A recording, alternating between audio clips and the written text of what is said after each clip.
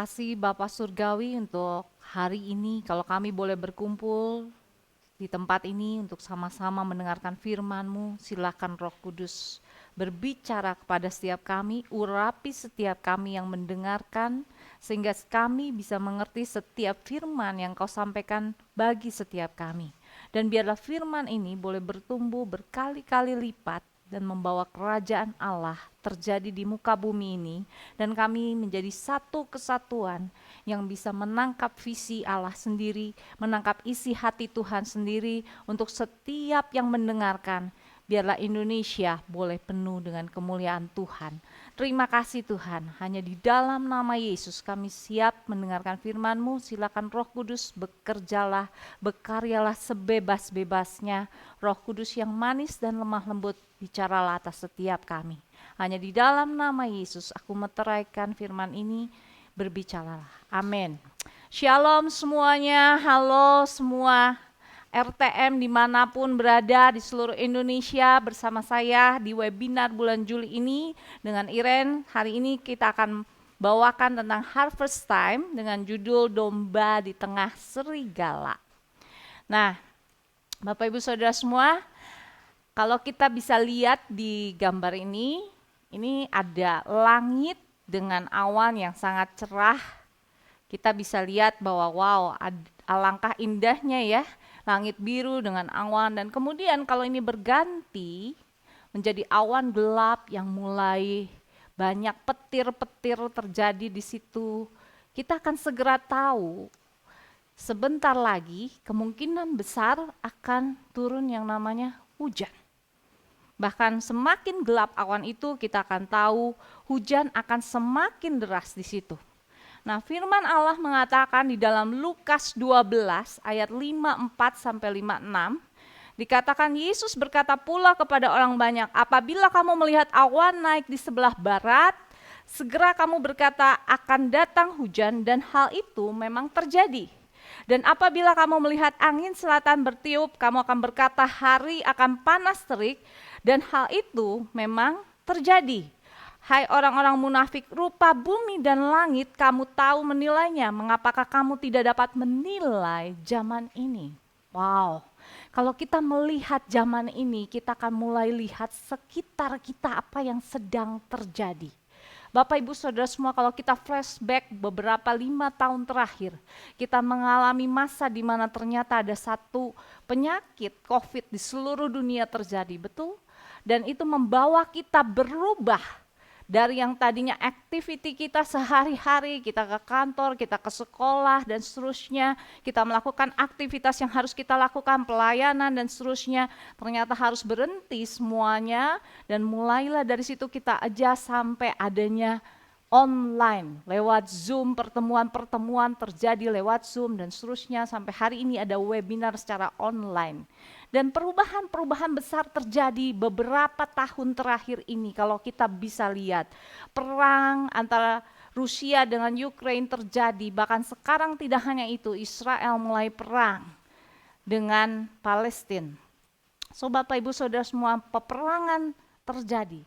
Kalau kita lihat lagi apa yang sedang terjadi sama dunia ini, kita akan menemukan adanya perubahan iklim yang sedang digembar-gemborkan, yang sedang diusahakan untuk dunia tidak memanas. Kalau Bapak Ibu Saudara bisa rasakan mungkin tahun lalu atau bahkan beberapa bulan yang lalu, suhu cuaca itu bisa panas terik sedemikian rupa di beberapa negara Asia.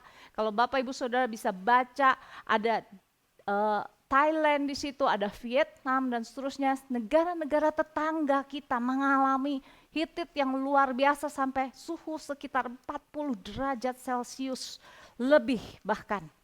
So, ini satu masa yang kalau kita bisa menilainya, sesuai firman tadi bicara, langit kamu tahu menilainya.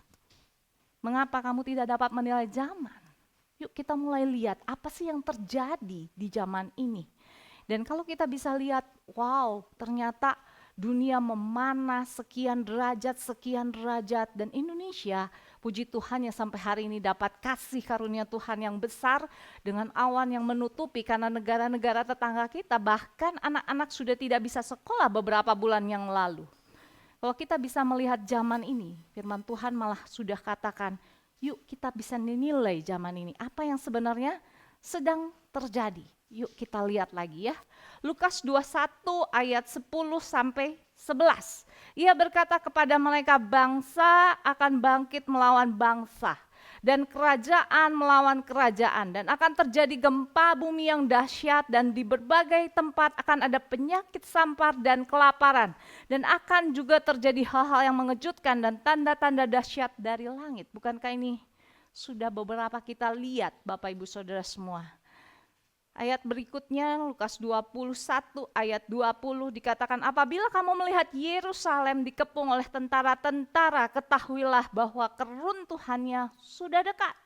Nanti di rumah boleh baca pasal ini secara keseluruhan, saya nggak punya waktu untuk membahasnya secara keseluruhan, saya akan bahas per ayat saja, tapi di sini kita udah mulai lihat kok ini relevan banget, related banget sama apa yang terjadi hari-hari ini.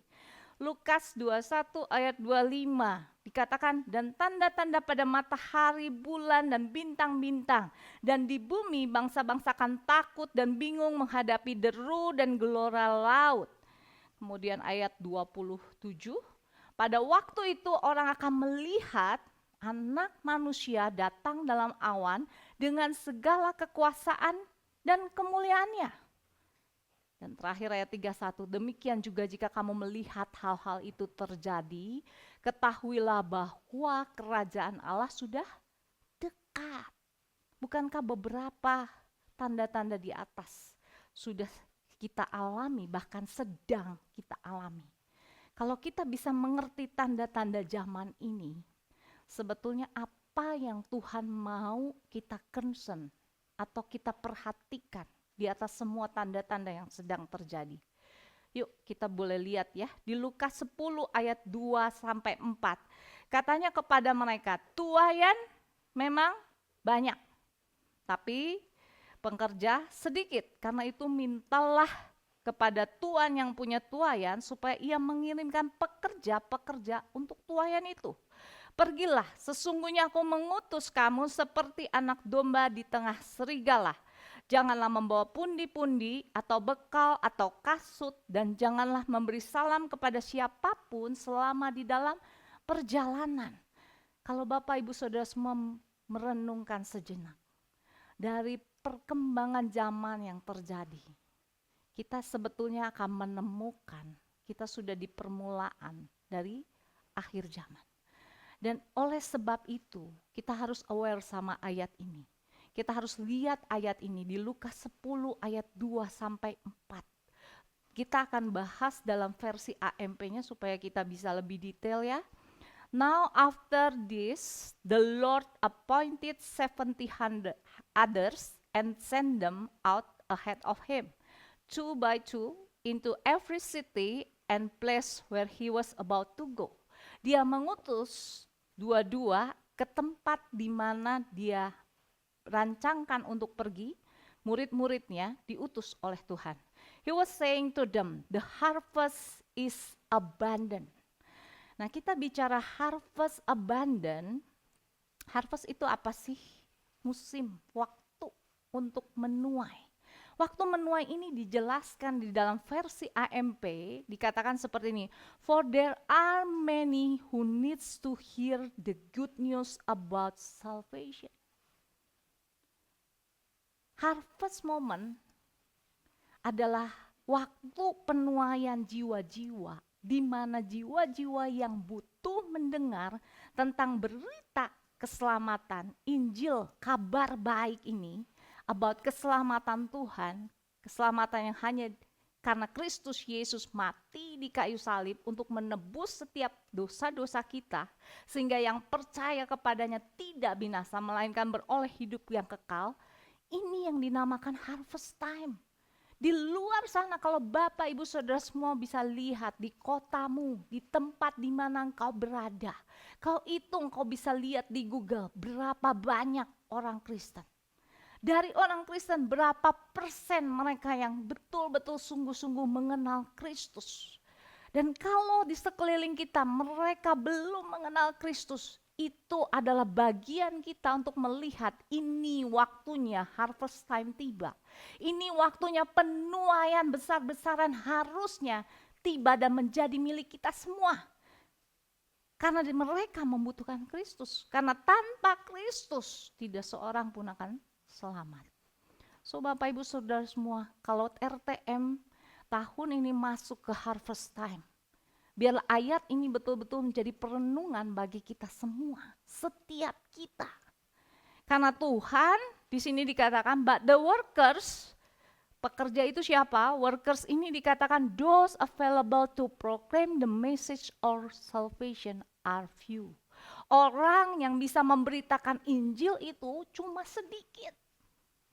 Dari yang sedikit, berapa banyak yang mau benar-benar keluar dan memberitakan Injil itu, kabar baik itu, keselamatan itu.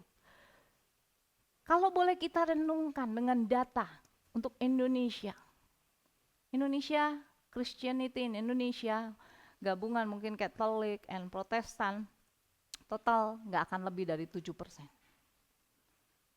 So saya mau ingatkan lagi, 93%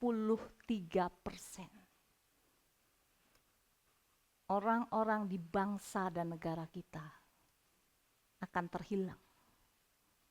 Kita perlu berlutut, kita perlu berdoa, kita perlu melangkah bersama-sama melihat ini waktunya. Kenapa? Karena ini sudah permulaan dari zaman akhir. Deru perang di mana-mana, kelaparan terjadi, sampar sudah terjadi, bangsa melawan bangsa, dan Israel sedang di masanya sesuai firman Tuhan. So Bapak Ibu Saudara semua, gak ada waktu lagi buat kita untuk main-main. Ini waktu dan saatnya harvest time. Harvest time ini kita harus mengerti banget, 93% mereka terhilang. Apa yang akan kita lakukan? Kita akan diam saja? Atau kita mulai sadar, mulai mengambil ini sungguh-sungguh, ini harvest time yang Tuhan berikan buat saya menuai bersama-sama Dia di dalam kerajaan Allah, di muka bumi ini. Ya, pekerja sedikit, kenapa? Kalau kita lihat jumlah gampang, 7% doang. Dan dari 7%, berapa banyak yang betul melangkah? Mungkin cuma 3,5% atau bahkan kurang. So biarlah kita menjadi bagian yang 3% itu. Amin.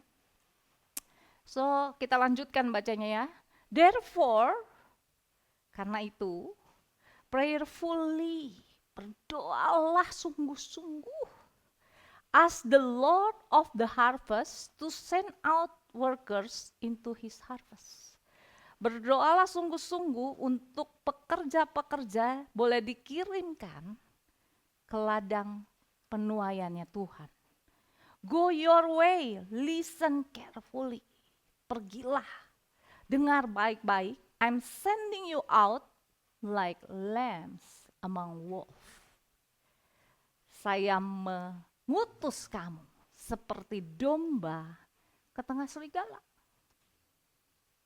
Kalau kita boleh renungkan lagi sejenak, domba di tengah serigala. Itu udah makanan empuk ya, bagi serigala. Tapi kalau kita perhatiin di sini di ayat 4, dikatakan, do not carry a money belt, a provision bag, or extra sandals, and do not greet anyone along the way who will delay you, yang akan menghambat engkau. Jangan memberi salam. Jadi jangan bawa apa-apa. Wow, domba ya, di tengah serigala. Serigala sudah siap memangsa domba, betul? Tapi inilah perintah Tuhan bagi setiap kita, karena Dia tahu Dialah Allah, Sang Pencipta langit bumi, dan penuh dengan kuasa, penuh dengan keajaiban, penuh dengan segala sesuatu yang kita butuhkan ketika kita menjadi domba di tengah serigala. Bukan berarti tidak ada tantangannya.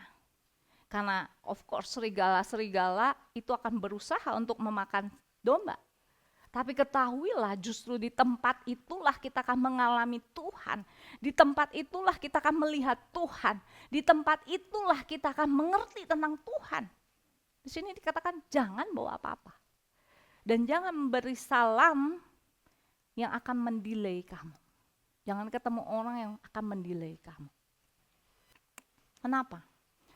Karena Tuhan jelas-jelas memberi kita satu perintah kepada setiap umat Tuhan dimanapun kau berada hari ini. Kau harus sadari ada satu perintah besar yang Tuhan berikan bagi kita semua. Makanya kita diutus menjadi domba di tengah serigala. Tapi ketahuilah bahwa perintah ini bagi setiap kita yang telah percaya kepada Tuhan, ada amanat agung Kristus. Sebelum Kristus pergi ke surga, dia bicara, dia titip pesan sama murid-muridnya. Matius 28 ayat 19 sampai 20. Dikatakan seperti ini, karena itu pergilah. Kita punya satu misi, satu visi yang sama. Pergilah, jadikanlah semua bangsa muridku. Baptis mereka dalam nama Bapa dan Anak dan Roh Kudus, dan ajarlah mereka melakukan segala sesuatu yang telah kuperintahkan kepadamu, dan ketahuilah aku menyertai kamu senantiasa sampai kepada akhir zaman. Jadi Bapak Ibu Saudara semua, kenapa kita gak usah bawa apa-apa tadi Tuhan bilang? Karena Tuhan bilang, I will be there with you. You don't need anything, but you need to go. Pergi, jadikan semua bangsa muridku. Baptis mereka. Bukan berarti setelah ini Bapak Ibu Saudara semua gak kerja, gak sekolah ya. Kemudian cuman menginjili, no. Pergi itu kemana? Ke tempat dimanapun engkau berada, diperadakan oleh Tuhan. Di sekolahmu, justru ke sanalah engkau pergi sebagai domba di tengah serigala. Kalau engkau mengalami penganiayaan di sekolahmu karena engkau sungguh-sungguh mencintai Tuhan, berbahagialah. Karena upahmu besar di surga. Karena memang untuk itulah kau dikirim seperti domba ke tengah serigala. Jadi gak usah komplain, lakukan perintahnya, lakukan dengan kasih, kitalah terang dunia. Kita harus memperlihatkan kepada mereka bagaimana Allah kita mau kita hidup. Yaitu dengan kasih dan seterusnya, dengan sesuai firman dan seterusnya. Tapi ketahuilah kau harus pergi ke tempat di mana engkau ditempatkan Tuhan. Sebagai pekerja, kau akan pergi ke tempat kerja, disitulah engkau menjadi domba di tengah serigala. Di tengah pelayanan misi, di tengah pelayanan yang Tuhan berikan, akan banyak orang yang mencela, menganiaya engkau mungkin. But go and still go. Because of what? We know this is the end of time already. Starting. So we need to go. We really need to go. Okay? Jadi kalau ada penganiayaan, kalau ada terjadi segala sesuatu yang gak enak, kalau ada terjadi segala sesuatu yang kita gak mau, ketahuilah itu karena kita sebagai domba di tengah serigala. So be happy about it karena Tuhan bersama kita. Yang penting Dia bersama kita, segala provision, penyediaan Dia adalah sempurna adanya.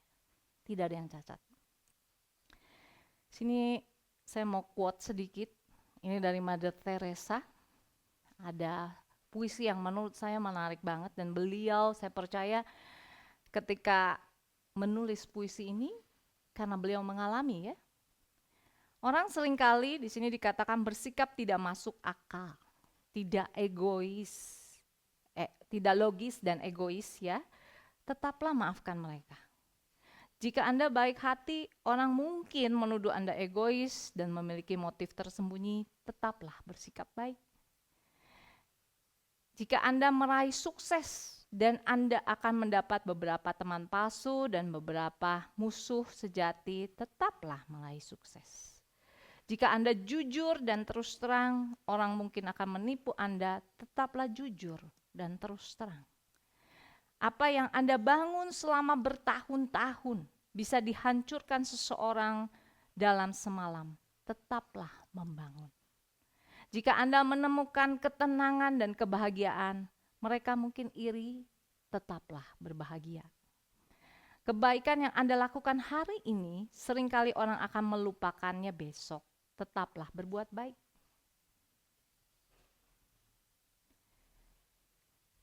Kemudian berikan pada dunia apa yang terbaik yang Anda miliki, dan itu mungkin tidak akan pernah cukup. Tetaplah berikan yang terbaik. Anda tahu pada akhirnya ini adalah antara Anda dan Tuhan Anda.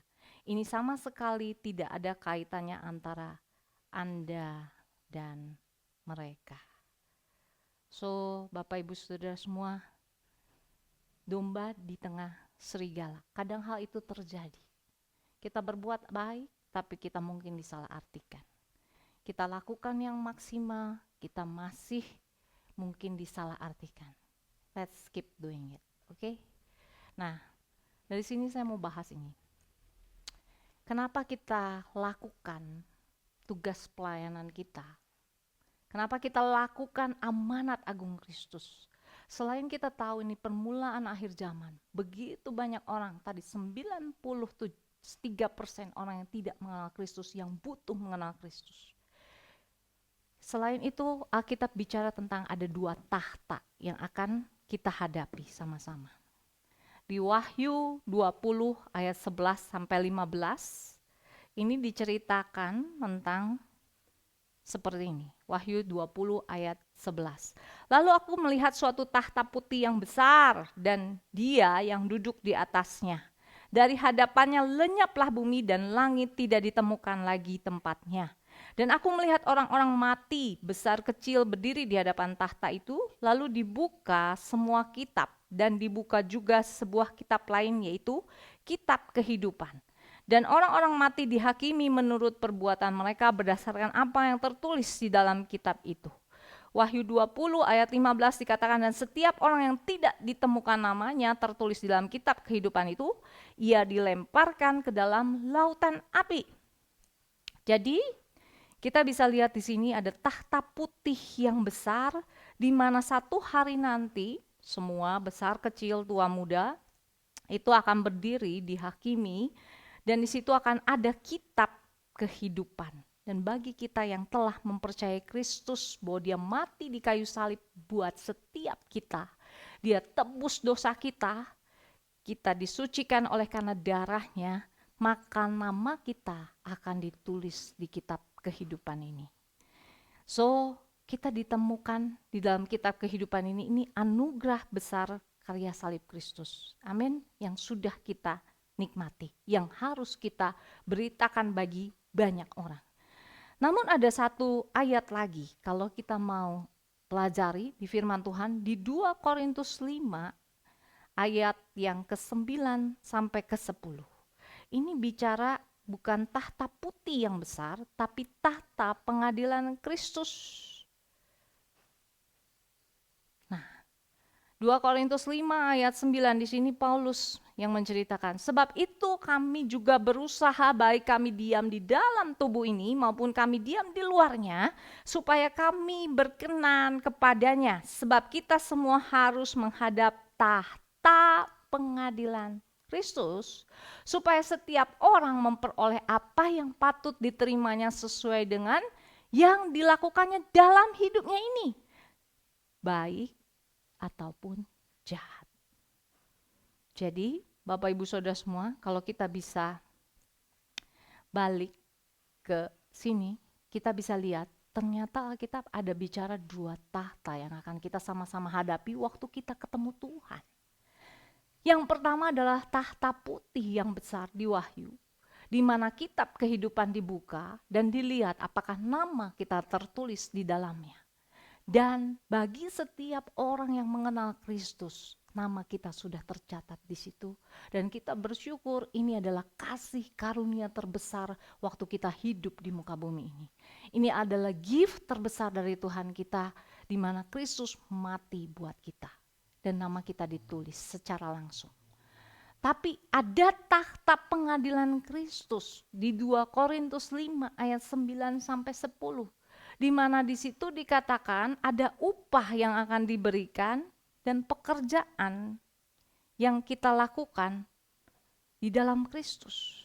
Setiap orang akan memperoleh apa yang patut diterimanya. Maka dari itu ketika kita mengenal Kristus, kita nggak langsung menuju surga, betul? Setelah kita mengenal Kristus, kita masih ada di dunia ini. Untuk apa? Untuk melakukan pekerjaan baik yang telah Dia siapkan sebelumnya di Efesus 2 ayat 10. Nanti Bapak Ibu Saudara semua bisa baca di situ. Ada pekerjaan baik yang Tuhan siapkan bagi setiap kita. Dan itu sebabnya pekerjaan baik ini sama Tuhan dinilai. Kita nggak langsung masuk surga. Setelah terima Yesus, kita nggak langsung seperti orang yang mati disalib bersama Yesus ya, di kiri kanan Yesus ada satu yang langsung tuh ke Firdaus. Enggak, tapi Tuhan mau kita melakukan pekerjaan-pekerjaan. Itu sebabnya di sini ada bicara tentang upah yang akan diberikan. So apa yang kita lakukan di dunia ini, ternyata Allah kita lah yang sangat fair, Allah yang sangat adil. Kalau tadi kita melakukan banyak hal, kita dicela, dianiaya dan seterusnya, tetaplah lakukan. Kenapa? Karena upah kita yang sesungguhnya akan datang dari Dia. Dan kapan itu terjadi? Saat ini dan sampai waktu kita di sana, upah itu Dia perhitungkan, Bapak Ibu Saudara semua. So, Kolose 3 ayat 23, makanya mengatakan hal ini. Apapun juga yang kamu perbuat, perbuatlah dengan segenap hatimu. Seperti untuk Tuhan dan bukan untuk manusia. Kamu tahu dari Tuhanlah kamu akan menerima bagian yang ditentukan bagimu sebagai upah. Kristus adalah Tuhan dan kamu adalah hambanya. Wow. Jadi Bapak Ibu Saudara semua, kalau kita bisa lihat di sini, Allah kita itu selain punya kasih yang luar biasa, Dia Allah yang adil. Dia tahu setiap detail hidup kita. Dia tahu apa yang kita alami. Dan waktu Dia tahu, Dia telah menyiapkan upah bagi setiap kita. Harusnya kasih karunia Allah yang menjamah hidup kita, membawa kita hidup lebih sungguh-sungguh sama Tuhan dan melakukan tetap pekerjaan Tuhan di dalam hidup kita. Entah saat ini kita ibu rumah tangga, entah saat ini kita pekerja, entah saat ini kita profesional, entah saat ini kita bisnismen, entah saat ini kita pelajar, mahasiswa dan seterusnya. Ketahuilah, kalau kita melakukan segala sesuatu untuk Tuhan dan bukan untuk manusia, maka dari Tuhanlah kita akan menerima bagian yang ditentukan bagi kita. So, keep doing the right thing even when the wrong thing happen in our life. Tetap lakukan yang terbaik, yang benar sesuai firman, bahkan di saat hal yang buruk yang tidak kita harapkan terjadi atas hidup kita, apalagi pekerjaan Tuhan. Amin. So, kita masuk ke sini ya. 1 Timotius 6 ayat 12 bicara bertandinglah dalam pertandingan iman yang benar dan rebutlah hidup yang kekal. Untuk itulah engkau telah dipanggil dan telah engkau ikrarkan yang benar, ikrar yang benar di hadapan banyak saksi. Waktu kita telah menjadi anak Allah, bagi setiap kita ada pertandingan iman, Bapak Ibu Saudara semua. Wow. Artinya apa? Pertandingan iman ini bicara apa yang kita lakukan dalam hari-hari kita. Sesuai kebenaran atau tidak. Rebutlah hidup yang kekal. Loh, bagaimana ini ya? Hidup yang kekal itu anugerah keselamatan itu diberikan Tuhan. Betul? Tapi di sini dikatakan waktu kita bertanding, kita merebut lagi hidup yang kekal waktu kita di sana, ada upah yang menanti bersama-sama dengan kita. Nah, cara bertanding dalam pertandingan iman, itu yang pertama tanggalkan beban dan dosa. Dan yang kedua melakukan dengan tekun bagian kita dengan mata tertuju kepada Yesus. Ini ayatnya di Ibrani 12 ayat 1-4, saya bacakan ya. Karena kita mempunyai banyak saksi bagaikan awan yang mengelilingi kita, marilah kita menanggalkan semua beban dan dosa yang begitu merintangi kita dan berlomba dengan tekun dalam perlombaan yang diwajibkan bagi kita. Jadi setelah kita menerima Kristus, ada perlombaan yang diwajibkan bagi setiap kita. Marilah kita melakukannya dengan mata tertuju kepada Kristus yang memimpin kita dalam iman dan membawa iman kita itu kepada kesempurnaan, yang dengan mengabaikan kehinaan tekun memikul salib ganti sukacita yang disediakan bagi Dia yang sekarang duduk di sebelah kanan takhta Allah. Ingatlah selalu akan Dia yang tekun menanggung bantahan yang sehebat itu terhadap dirinya dari pihak orang-orang berdosa, supaya jangan kamu menjadi lemah dan putus asa dalam pergumulan kamu melawan dosa, kamu belum sampai mencucurkan darah. Jadi pertandingan iman harus kita hadapi dengan yang namanya tanggalkan semua beban dan dosa. Karena itu begitu merintangi kita, yuk ini sudah permulaan akhir zaman. Tadi saya bilang di awal, udah bukan waktunya untuk berleha-leha, udah bukan waktunya untuk main-main, udah bukan waktunya untuk sekedarnya ikut Tuhan, tapi sekarang adalah harvest time. Waktu di mana kita harusnya menuai bersama dengan surga, bersama dengan Kristus, bersama dengan para malaikatnya. Whatever happen, kita harusnya tahu ini waktunya kita bangkit menuai. Dan gimana kita bangkit menuai? Kita harus sadari itu dan mulai pergi. Waktu kita pergi mungkin banyak tantangan, banyak cobaan, banyak hal yang akan kita hadapi ketika kita masuk ke dalam panggilan-panggilan Tuhan di dalam seluruh area hidup kita. Tapi ketahuilah firman Tuhan katakan tekun dengan mata tertuju kepada Kristus yang memimpin kita dalam iman dan membawa iman kita itu ke dalam kesempurnaan. Tuhan mau kita sempurna sama seperti Dia sempurna. Tuhan mau kita kudus sama seperti Dia kudus. Gimana caranya? Mata kita harus mengarah kepada Kristus yang memimpin kita kepada kesempurnaan. Kalau mata kita biarkan ke sana kemari, even tadi dikatakan jangan sampai menyapa orang yang akan mendelay kita waktu kita mengerti arti harvest time tadi ya. Seperti domba di tengah serigala aku mengutus kamu. Jangan beri salam kiri kanan yang mendelay kita artinya. Jangan melihat gangguan-gangguan yang akan mendelay kita, tapi tetaplah dengan tekun. Sama seperti Kristus.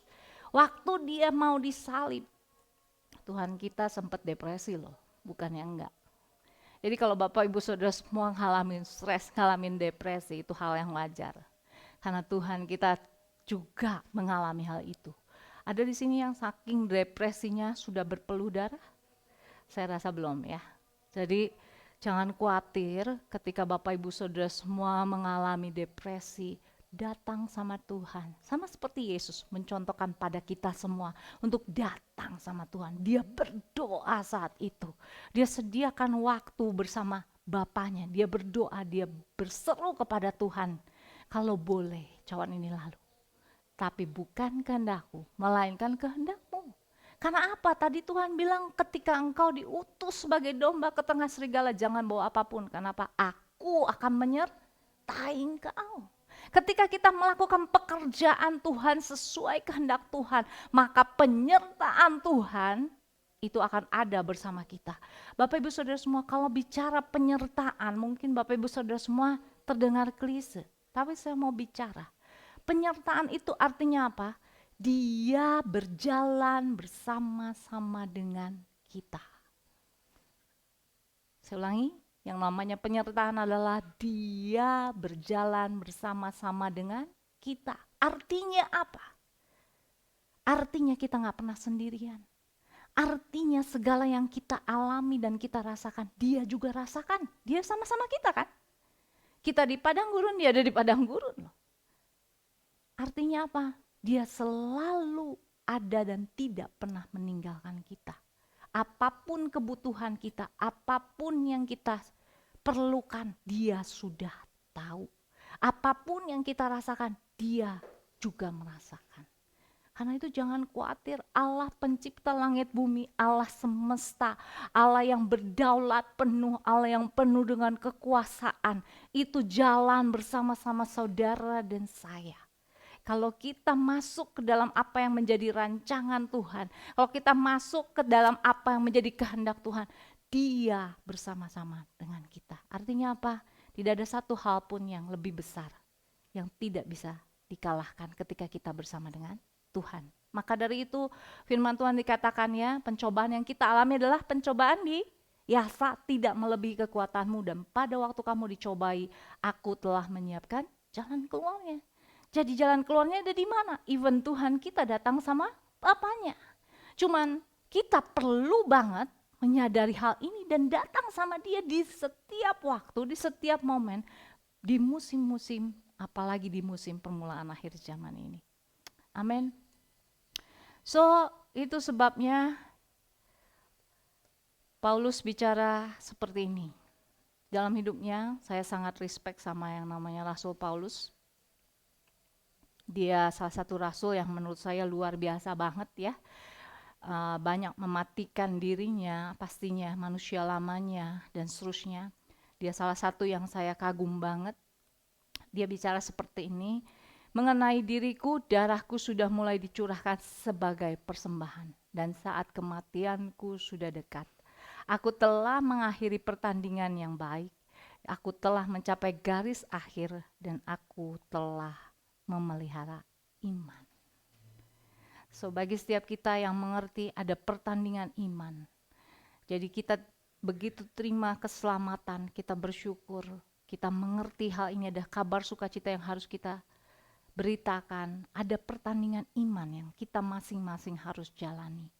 Dan yuk, ketika kita taat, setia melakukan pekerjaan Tuhan di dalam seluruh area hidup kita, di mana kita ditempatkan, di kota di mana saudara ditempatkan, di daerah di mana saudara berada, ada satu rancangan Allah yang teramat sangat besar, yaitu musim penuaian atau waktu penuaian ini. Jangan sampai setiap kita melewatinya. Tapi biarlah setiap kita menyadari hal ini dan mulai melakukan amanat agung Kristus, pergi, beritakan Injil, bawa mereka jadi murid Kristus, jadikan mereka murid Kristus, dan bawa mereka terus untuk dibaptis dan ajarkan mereka segala sesuatu yang telah diajarkan kepada kita. Ketahuilah bahwa kita sedang masuk ke dalam pertandingan iman kita masing-masing. Perjalanan iman kita bersama dengan Tuhan. Karena Tuhan selalu menyertai setiap kita. So, kenali harvest time. Jangan sampai terlewati. Lakukan bagian kita seperti domba di tengah serigala. Tapi engkau tidak perlu takut. Karena apa? Ketahuilah Tuhan yang sangat besar itu beserta dengan kita semua. Ada amin? Mari kita tutup dalam doa. Bapak bersyukur sekali lagi, kalau setiap kami diutus oleh Engkau sendiri, menjadi domba di tengah serigala. Biarkan kami tidak menjadi lemah imannya, biarkan kami tidak menjadi takut dan gentar, biarkan kami terus berjalan bersama Engkau, karena kami tahu iman kami diperhitungkan oleh Engkau sebagai kebenaran. Terima kasih Tuhan bahwa setiap kami di daerah dan kota kami masing-masing boleh mengadakan musim di mana penuaian besar boleh terjadi. Ini setiap kami, ini setiap hidup kami yang kami mau persembahkan. Biarlah kami seperti Paulus boleh mengatakan bahwa at the end, biarlah hidup kami dicurahkan sebagai persembahan yang harum, yang kudus dan berkenan bagimu. Dan biarlah kami boleh mengatakan, kami telah mengakhiri pertandingan dengan baik dan mencapai garis akhir dan memelihara iman. Terima kasih Tuhan, perjalanan kami dengan Engkau tidak selalu mudah, tapi kami mau memilih segala sesuatu yang benar dan baik dan tetap mengerjakan bagian terbaik kami, karena kami mau mengerjakan bukan untuk manusia, tapi untuk Engkau. Terima kasih Tuhan, urapi setiap anak-anak-Mu, hamba-hamba-Mu, dimanapun kami berada, di setiap kota, daerah, tempat Engkau menempatkan kami. Urapi kami mulai hari ini, dan biarkan pengurapan Allah ini membawa kami terus dengan hikmat Allah dan kuasa Roh Kudus yang dicurahkan.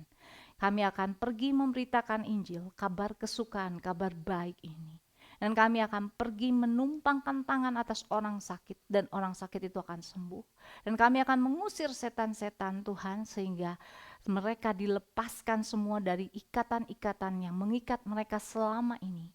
Dan biarlah kerajaan Allah di bumi Indonesia ini, dari Sabang sampai Merauke Tuhan, Indonesia boleh penuh dengan kemuliaan Tuhan. Hanya di dalam nama Yesus kami bersyukur dan kami berdoa. Amin.